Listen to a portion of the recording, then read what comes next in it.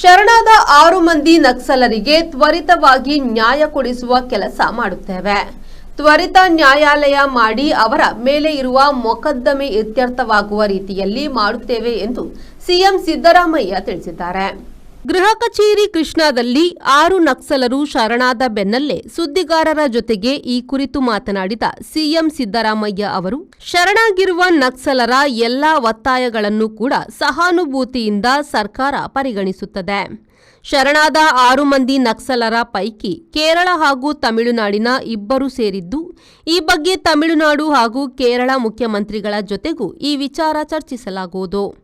ಈಗಾಗಲೇ ಶರಣಾಗಿರುವ ನಕ್ಸಲರ ಬೇಡಿಕೆ ಈಡೇರದಿದ್ದರೆ ಅದನ್ನು ಪರಿಶೀಲಿಸಿ ಕ್ರಮ ಕೈಗೊಳ್ಳಲಾಗುವುದು.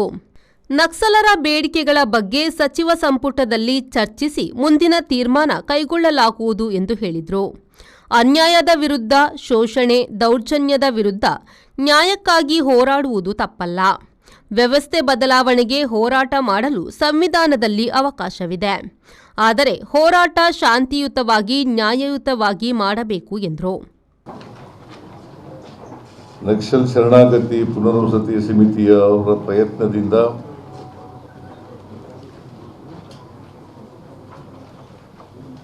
ಸರ್ಕಾರ ಅವರಿಗೆ ಆಹ್ವಾನ ನೀಡಿದ್ದರಿಂದ ಇವತ್ತು 6 ಜನರು ಕೂಡ ಅವರ ಹೋರಾಟದ ಹಾದಿಯನ್ನು ಬಿಟ್ಟು ಪರಿವರ್ತನೆಗೊಂಡು ಇವತ್ತು ಮುಖ್ಯವಾಹಿನಿಗೆ ಬರಲಿಕ್ಕೆ ತೀರ್ಮಾನ ಮಾಡಿ ಇವತ್ತು ನನ್ನ ಮುಂದೆ, ಉಪಮುಖ್ಯಮಂತ್ರಿಗಳ ಮುಂದೆ ಮತ್ತು ಗೃಹ ಸಚಿವರು ಇವ್ರ ಮುಂದೆ ಮತ್ತು KJ ಜಾರ್ಜ್ ಅವರು, ಈಶ್ವರ್ ಅವರು, ಸುಧಾಕರ್ ಅವರು, ಇವರೆಲ್ಲರೂ ಕೂಡ ಇದ್ದಾರೆ. ಮಂತ್ರಿಗಳು, ಶಾಸಕರುಗಳು ಕೂಡ ಇದ್ದಾರೆ. ಇವರೆಲ್ಲರ ಮುಂದೆ ಮತ್ತು ನಿಮ್ಮ ಮುಂದೆ ಪೊಲೀಸ್ ಅಧಿಕಾರಿಗಳ ಮುಂದೆ ಶರಣಾಗಿದ್ದಾರೆ. ಅವರ ಹೆಸರುಗಳು, ಶರಣಾಗಿರತಕ್ಕಂಥವ್ರ ಹೆಸರುಗಳು: ಲತಾ ಮುಂಡುಗಾರು,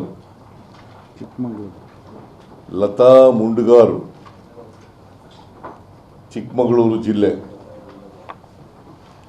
ಸುಂದರಿ ಕುತ್ಲೂರು, ದಕ್ಷಿಣ ಕನ್ನಡ ಜಿಲ್ಲೆ; ಸುಂದರಿ ಕುತ್ಲೂರು, ದಕ್ಷಿಣ ಕನ್ನಡ ಜಿಲ್ಲೆ; ವನಜಾಕ್ಷಿ ಬಾಳೆಹೊಳೆ,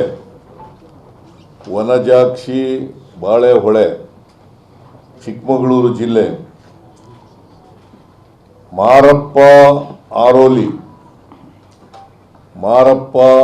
ಆರೋಲಿ, ರಾಯಚೂರು ಜಿಲ್ಲೆ; ಜೀಶಾ ವೈನಾಡು, ಇವರು ಕೇರಳದವರು; ಜೀಶಾ ವೈನಾಡು, ಕೇರಳ ರಾಜ್ಯ; ಕೆ ವಸಂತ್ ವೆಲ್ಲೂರು,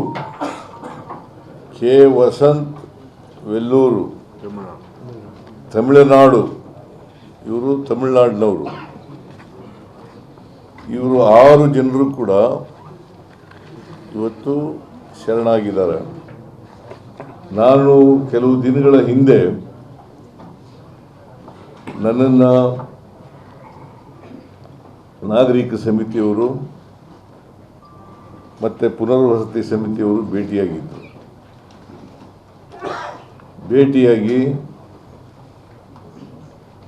ಅವ್ರ ಜೊತೆ ಮಾತುಕತೆ ಎಲ್ಲ ನಡೆಸಿದ್ರು. ಅವರು ಹೇಳಿದ್ರು, 6 ಜನ ನಕ್ಸಲರು ಶರಣಾಗಲಿಕ್ಕೆ ತೀರ್ಮಾನ ಮಾಡಿದ್ದಾರೆ. ನೀವು ಅವರನ್ನು ಸರ್ಕಾರದ ವತಿಯಿಂದ ಅವರಿಗೆ ಆಹ್ವಾನ ಮಾಡಬೇಕು ಅಂತ ಹೇಳಿದರು. ಹಾಗಾಗಿ ನಾನು ಒಂದು ಪತ್ರಿಕಾ ಹೇಳಿಕೆಯನ್ನು ಕೊಟ್ಟೆ. ಪತ್ರಿಕೆ ಹೇಳಿಕೆಯಲ್ಲಿ ಅವರು ಶರಣಾದರೆ ಕಾನೂನಿನ ಚೌಕಟ್ಟಿನಲ್ಲಿ ಅವ್ರಿಗೆ ಏನೇನು ಸಹಾಯ ಮಾಡಲಿಕ್ಕೆ ಸಾಧ್ಯ ಆಗ್ತದೆ. ಯಾಕಂದರೆ ನಕ್ಸಲರು ಶರಣಾದರೆ ಒಂದು ಯೋಜನೆ ಇದೆ. ಆ ಯೋಜನೆ ಪ್ರಕಾರ ಅವ್ರಿಗೆ ಅವರು ಯಾವ್ಯಾವ ಕ್ಯಾಟಗರಿನಲ್ಲಿ ಇರ್ತಾರೆ, ಆ ಕ್ಯಾಟಗರಿ ಆಧಾರದ ಮೇಲೆ ಅವ್ರ ಕ್ಯಾಟಗರಿ ಇರ್ತದೆ.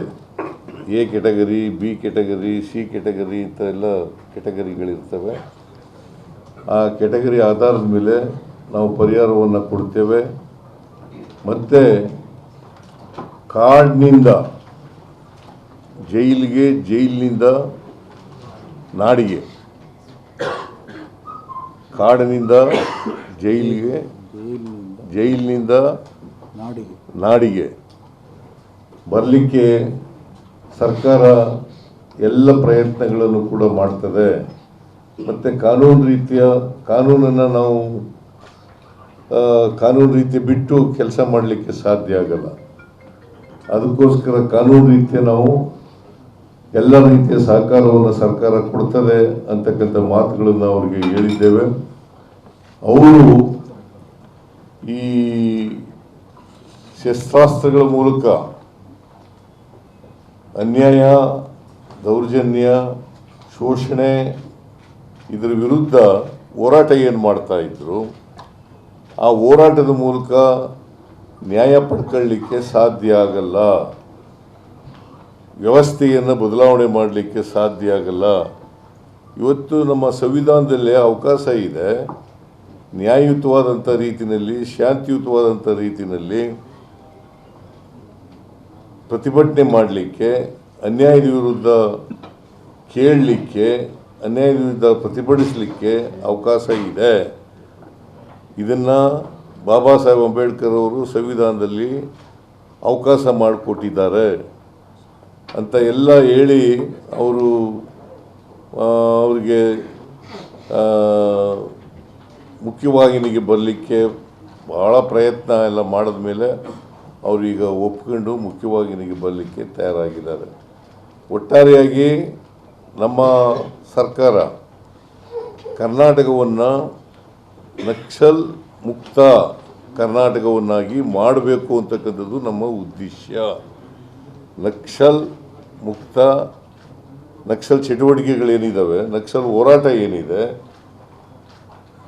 ಆ ಹೋರಾಟ ಮುಕ್ತವಾದಂಥ ರಾಜ್ಯವನ್ನಾಗಿ ಮಾಡಬೇಕು ಅಂತಕ್ಕಂಥದ್ದು ನಮ್ಮ ಉದ್ದೇಶ. ಇವತ್ತು ಅನೇಕ ರಾಜ್ಯಗಳು ಈ ಥರದ್ದು ಪ್ರಯತ್ನಗಳನ್ನು ಮಾಡಿದ್ದಾವೆ. ಅನೇಕ ರಾಜ್ಯಗಳಲ್ಲಿ ನಕ್ಸಲ್ ಚಳುವಳಿ ಇದೆ, ನಕ್ಸಲ್ ಹೋರಾಟಗಳು ನಡೀತಾ ಇದ್ದಾವೆ.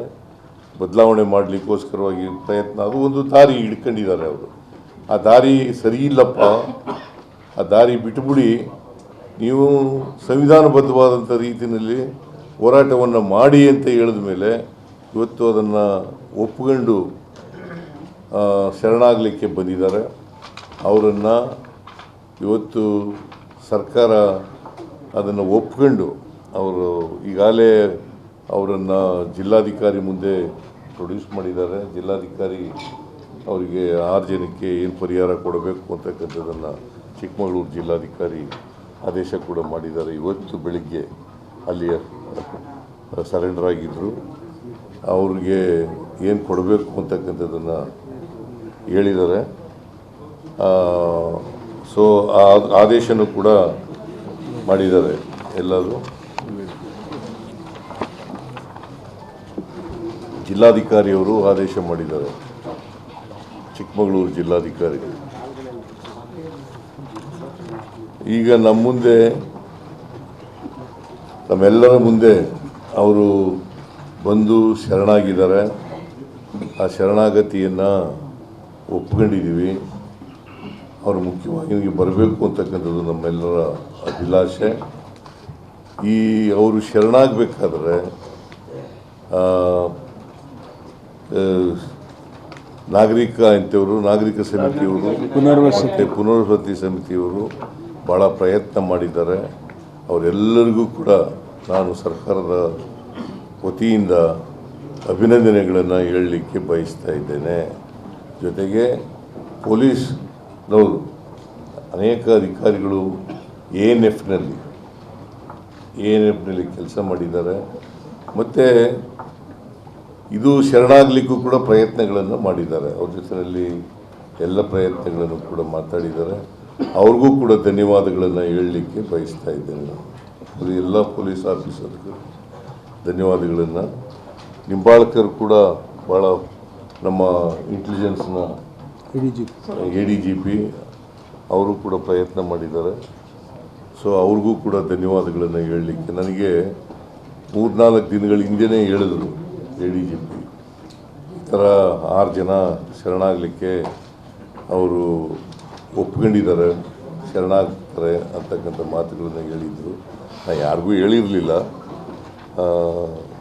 ಆದರೆ ನಿನ್ನೆ ಇಲ್ಲ, ನಮ್ಮ ಅಲೋಕ್ ಮೋಹನ್ ಅವರು ನಿನ್ನೆ ಹೇಳಿದ್ರು ನನಗೆ ನಾಳೆ ಆಗ್ತಾರೆ ಅಂತ. ಮತ್ತು ನಮ್ಮ ಯಾರು ಮೋಹಂತಿಯವರು ಕೂಡ ಮೊನ್ನೆ ಬಂದು ಹೇಳಿದ್ರು. ಸೊ ಇವರೆಲ್ಲ ANFನಲ್ಲಿ ಕೆಲಸ ಮಾಡಿರ್ತಕ್ಕಂಥ ಎಲ್ಲರಿಗೂ ಕೂಡ ಧನ್ಯವಾದಗಳನ್ನು ಹೇಳಲಿಕ್ಕೆ ಬಯಸ್ತಾ ಇದ್ದೇನೆ. ನಾನು ಇವರೆಲ್ಲ ಯಾರ್ಯಾರು ಶರಣಾಗಿದ್ದಾರೆ, ನಾನು ಹೆಸರುಗಳಿಗೆ ಓದಿದ್ನಲ್ಲ, ಯಾರ್ಯಾರು ಶರಣಾಗಿದ್ದಾರೆ ಅವರಿಗೆಲ್ಲರಿಗೂ ಕೂಡ ಶುಭವಾಗಲಿ ಅಂತ ಹಾರೈಸ್ತೇನೆ. ಮತ್ತು ಸರ್ಕಾರ ಅವರು ಏನೇನು ಈಗ ಅಹವಾಲುಗಳನ್ನು ಹೇಳಿದ್ದಾರೆ, ಒತ್ತಾಯಗಳನ್ನು ಮಾಡಿದ್ದಾರೆ, ಆ ಒತ್ತಾಯಗಳನ್ನು ಕೂಡ ಎಲ್ಲ ಒತ್ತಾಯಗಳನ್ನು ಕೂಡ ಸಹಾನುಭೂತಿಯಿಂದ ಸರ್ಕಾರ ಪರಿಗಣಿಸ್ತದೆ ಅಂತಕ್ಕಂಥ ಮಾತುಗಳನ್ನು ಹೇಳಲಿಕ್ಕೆ ಬಯಸ್ತಾರೆ. First, he argued that once we adopt this constitution, we must only utilize constitutional methods for achieving our social and economic objectives. This means giving up methods of revolution.